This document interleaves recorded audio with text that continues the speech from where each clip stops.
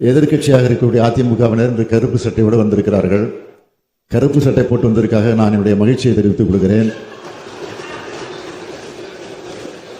நல்ல வேளை காவி உடை வராமல் கருப்பு சட்டை வந்ததற்காக என்னுடைய அளவு விரண்ட மகிழ்ச்சியை தெரிவித்துக் கொள்கிறேன். உச்சநீதிமன்றத்தின் மூலமாக நாம் பெற்றிருக்கக்கூடிய தீர்ப்பினை வரவேற்று தங்களுடைய மகிழ்ச்சியை அனைத்து கட்சி மன்னிக்கவும் ஆளுங்கட்சியான அதிமுக தவிர்த்து மன்னிக்கணும் எதிர்கட்சியான பதட்டத்தில் இருக்கிறேன். நான் அவ்வளவு மகிழ்ச்சியில் இருக்கிறேன்.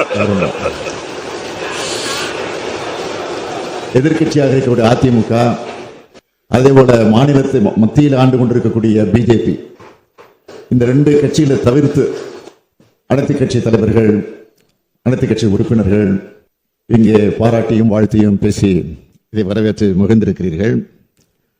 இந்த நேரத்தில் நமது அரசமைப்பு சட்டத்தில் மாநில சட்டமன்றங்களுக்கு அளிக்கப்பட்டிருக்கக்கூடிய உரிமைகளை நிலைநாட்டியதற்கு தமிழ்நாடு அரசு இங்குள்ள அனைத்து உறுப்பினர்கள் நம்மை தேர்ந்தெடுத்த தமிழ்நாட்டு மக்கள் அனைவரின் சார்பிலும் எனது மனமார்ந்த நன்றியை உச்சநீதிமன்றத்திற்கு நான் தெரிவித்துக் கொள்கிறேன். அவை முன்னவர்கள் உருக்கத்தோடு நெகிழ்ச்சியோடு அவர் பேசினார். தலைவர் கலைஞர் அவர்கள் மடியிலே வளர்ந்தவன் என்று சொன்னார். நீங்கள் தலைவர் கலைஞர் அவர்கள் மடியிலே வளர்ந்தவர் என்று சொல்லும்போது நான் எண்ணியது உங்கள் மடியிலே நான் வளர்ந்தவன்.